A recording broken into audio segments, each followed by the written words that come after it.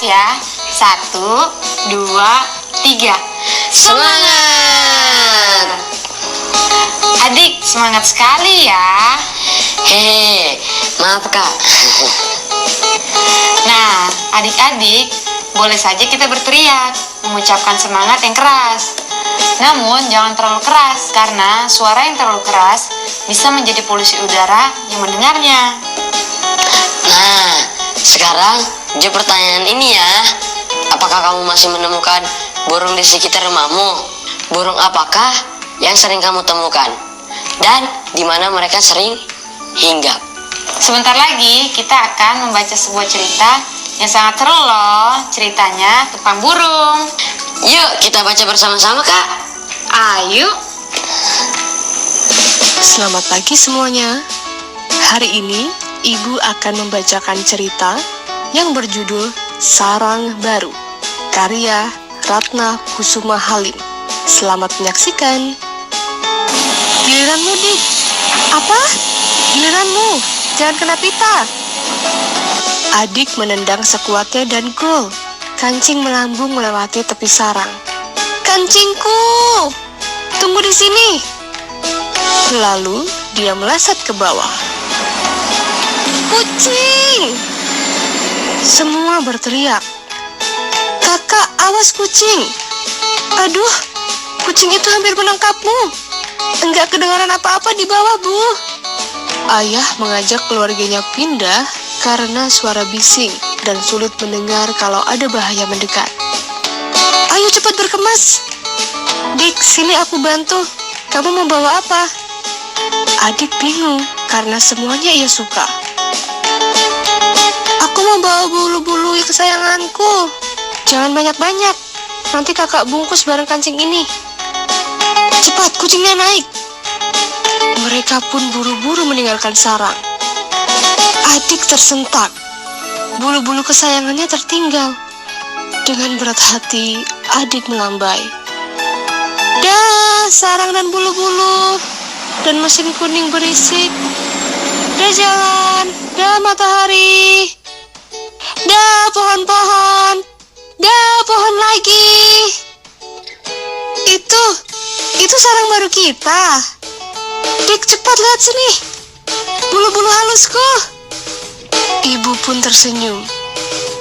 Untung ibu sempat bawa beberapa. Terima kasih, Ibu. Aku harap kita dapat hidup nyaman di sini. Ayo Kak, kita main lagi. Akhirnya, keluarga burung itu hidup damai di dalam sarang baru tanpa adanya gangguan. Nah, selanjutnya, buka buku latihan kalian dan jawab pertanyaan yang akan Ibu berikan ya. Yang pertama, permainan apa yang dilakukan adik dan kakak? Sudah selesai? Baiklah, Ibu akan beritahukan jawabannya untuk kalian. Jawabannya adalah bermain bola dengan kancing. Apakah jawaban kalian benar? Suara apa yang terdengar berisik oleh keluarga burung? Waktu habis. Jawabannya adalah bunyi bising dari mesin kuning. Terakhir, mengapa ayah mengajak semuanya pindah? Ayah mengajak keluarganya pindah karena suara bising dan sulit mendengar kalau ada bahaya mendekat. Bagaimana anak-anak? Apakah jawaban kalian semua benar? Terima kasih sudah mendengarkan dan membaca cerita hari ini. Sampai jumpa dan selamat belajar. Oh, begitu ya. Aku baru tahu kalau hewan juga bisa terganggu pendengarannya karena suara bising dari aktivitas manusia. Betul deh. Tahu nggak kamu? Kalau suara bising dapat mengganggu manusia dan hewan sehingga dapat menimbulkan penyakit. Suara bising melebihi 50 desibel yang terus-menerus didengar akan dapat menimbulkan penyakit pada pendengaran. Jika sudah terjadi gangguan pendengaran pada kalian, kalian harus berobat ke dokter THT ya. Oh, aku jadi mengerti kak. Kenapa burung-burung tadi kabur? Karena sudah membaca cerita sarang baru, sekarang coba kamu jawab pertanyaan dari kakak ya. Oke kak, aku sudah siapin buku tulis aku. Teman-teman di rumah, ikutan menulis jawabannya di buku latihan kalian ya. Oke, sudah siap? Bagaimana dengan adik-adik di rumah? Siap, Kak. Oke, kalian semua tadi sudah membaca dan mendengar cerita sarang baru dan informasi yang kakak berikan. Yang pertama, apa yang dimaksud dengan polusi suara? Oke, sudah. Teman-teman, sudah belum? Oke deh, coba kamu bacakan jawaban kamu biar teman-teman di rumah bisa mencocokkannya. Oke, jawaban aku, polusi udara adalah gangguan pada lingkungan yang diakibatkan oleh bunyi atau suara bising. Betul sekali. Selanjutnya ya, suara apa yang bisa menyebabkan polusi? Oke, Kak. Jawabannya, Suara bising melebihi 50 desibel. betul. Oke. Oke. Selanjutnya ya, kendaraan jenis apa yang menurutmu membuat suara sangat bising? Tunggu, Kak. Sebentar lagi. Ayo deh, kamu pasti bisa. Waktunya sudah mau habis nih. Oke, Kak. Semoga bener ya. Oke, Kak. Jawaban aku nih ya. Menurut aku, yang membuat bising itu suara mobil dan suara motor yang maju sangat kencang dan juga suara helikopter, Kak. Betul. Nah, jawaban kalian di rumah apa? Kalian bisa diskusikan dengan anggota keluarga kalian ya. Oke, next. Apakah ada alat berat yang suaranya sangat bising? Yang alatnya besar, warna kuning, dan ada pengeruknya. Yap. Waktunya habis. Oke, Kak. Jawaban aku ada. Dan alat berat itu adalah traktor atau traktor pengeruk tanah. Betul sekali. Nah, untuk pertanyaan terakhir nih. Apakah menurutmu hewan juga bisa membuat suara yang bising? Jawabannya bisa berbeda ya teman-teman. Coba kalian ingat-ingat lagi. Apakah hewan di daerah rumah kalian membuat bising? Jawaban aku ada, Kak. Contohnya? Suara kucing bertengkar dan suara ayam berkokok. Itu bising, Kak. Membuat aku terbangun dari mimpiku yang indah. Itu mah kamunya aja yang males bangun. Nah, kalau teman-teman di rumah bagaimana? Apa yang kamu lakukan jika mendengar suara keras pada malam hari ketika kamu sedang tidur? Tulis jawaban kalian di buku latihan kalian ya. Mau games lagi deh. Mau, Kak? Tapi Ade harus kejar kakak dulu. Kakak!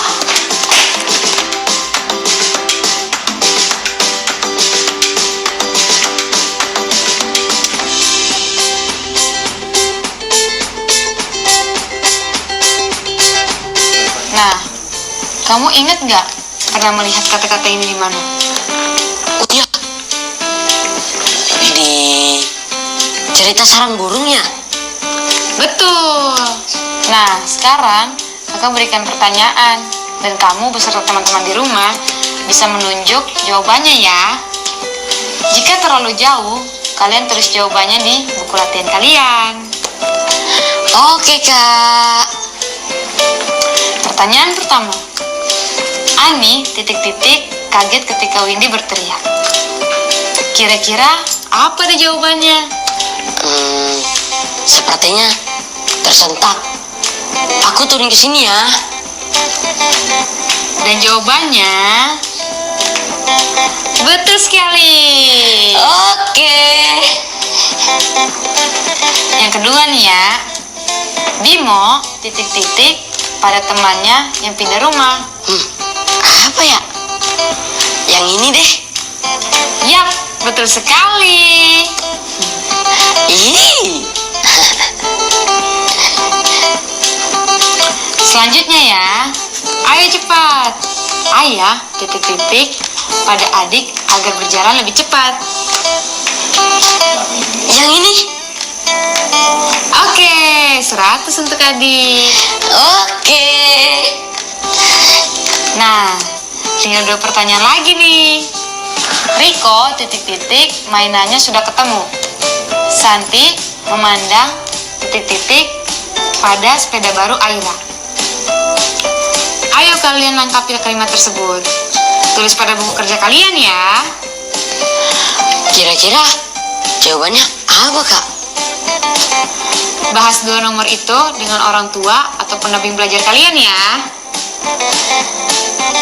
Oh iya, dari hari pertama kan kita sudah mengingatkan teman-teman kalau nanti di akhir minggu kita akan membuat tulisan tentang tanaman yang ada di sekitar rumah kalian. Teman-teman, bebas loh memilih tanaman apa saja. Mulai hari ini, mintalah saran pada anggota keluargamu tentang tanaman yang akan kamu tulis.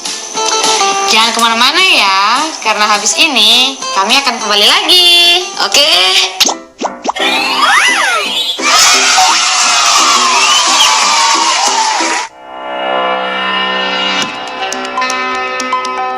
Keindahan.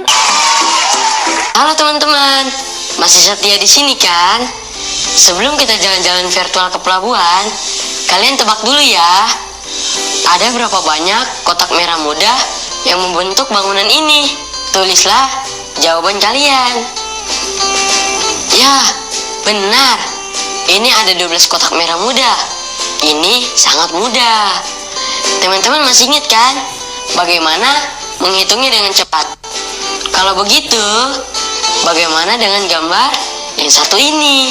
Ada berapa banyak kotak merah muda untuk bangunan kedua ini ya teman-teman? Oke teman-teman, jawaban untuk gambar yang kedua ada 18 buah. Siapa nih yang jawabannya benar semua? Wah, kalian hebat. Nah, sekarang kalau misalkan tumpukan kotak itu penuh sehingga membentuk kubus, berapa jumlah kubus yang kecil dibutuhkan untuk menyusunnya? Coba kalian hitung ya. Oke deh, waktunya jalan-jalan. Ikuti kami yuk.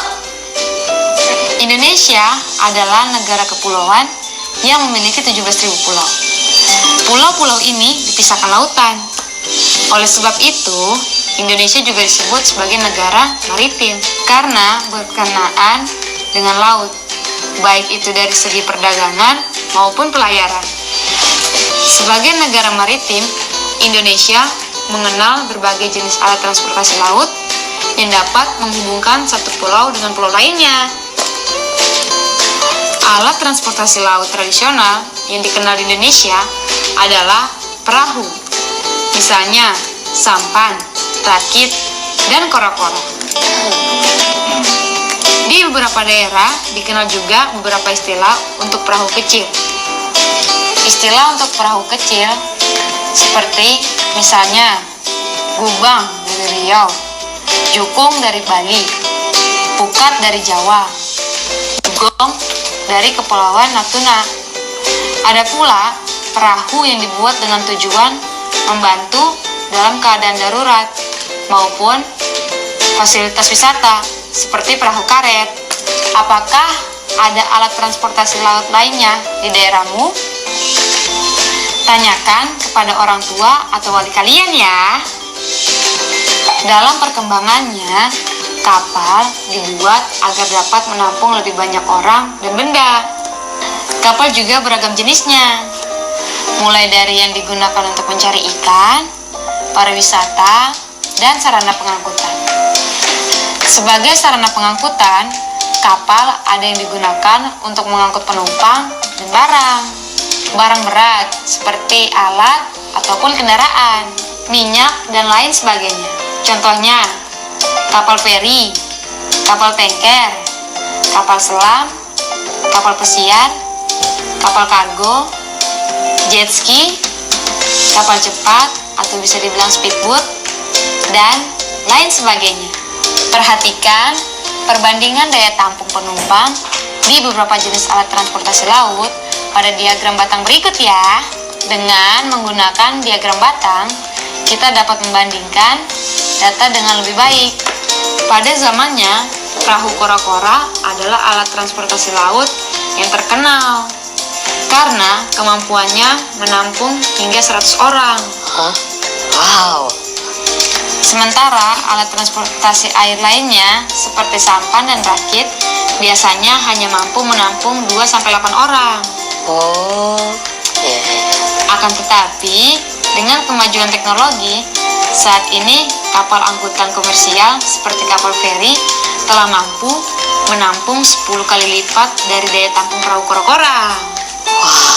Bahkan, kapal pesiar yang bertujuan untuk kepentingan rekreasi rata-rata mampu menampung 2.000 penumpang atau 2 kali lipat dari kapal feri. Dengan adanya perkembangan transportasi laut, tidak hanya pulau-pulau di satu negara yang dapat dihubungkan, tapi juga negara-negara yang dipisahkan laut.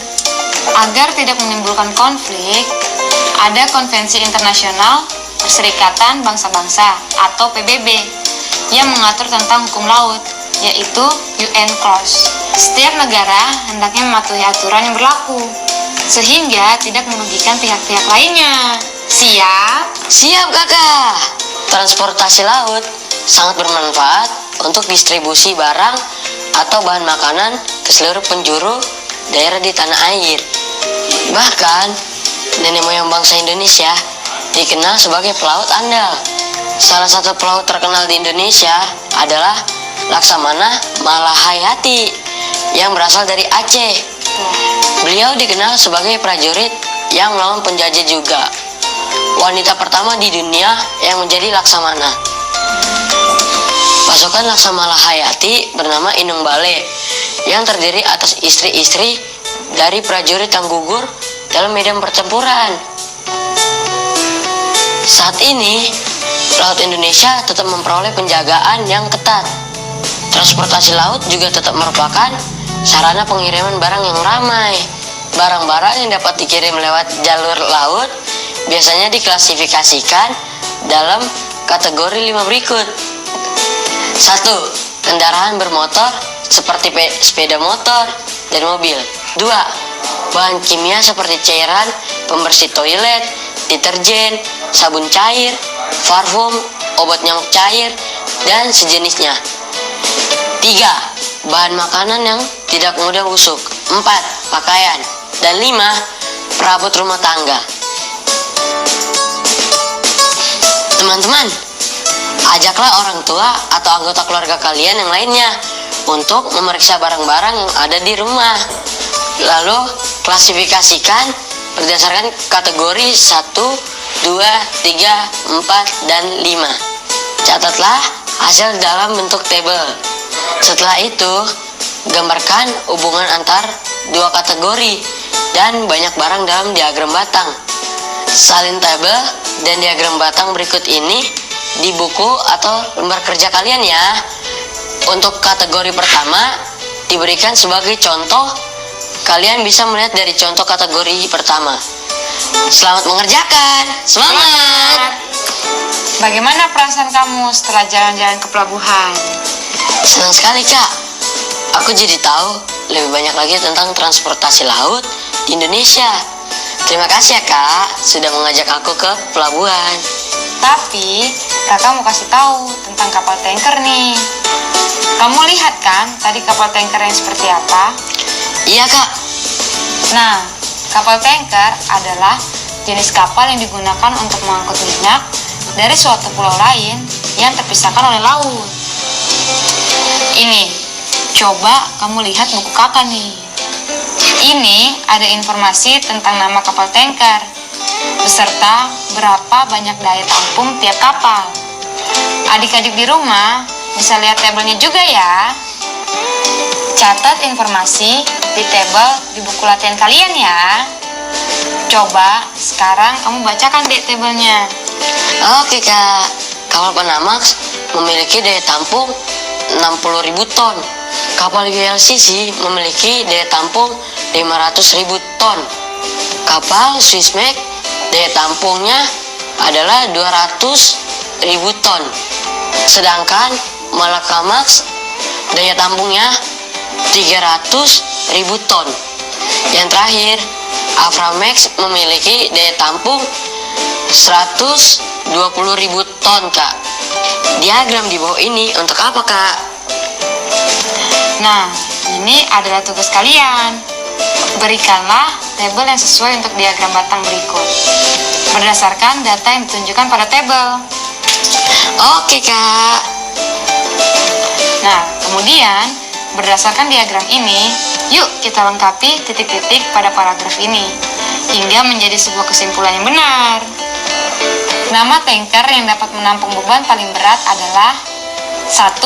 Titik-titik dengan daya tampung 2. Titik-titik ton. Daya tampung tanker 3. Titik-titik 2 kali lipat tanker 4. Titik-titik. Dan kalimat terakhir nih, tanker Malakamax dapat menampung 5 titik-titik ton lebih banyak daripada tanker Swissmax.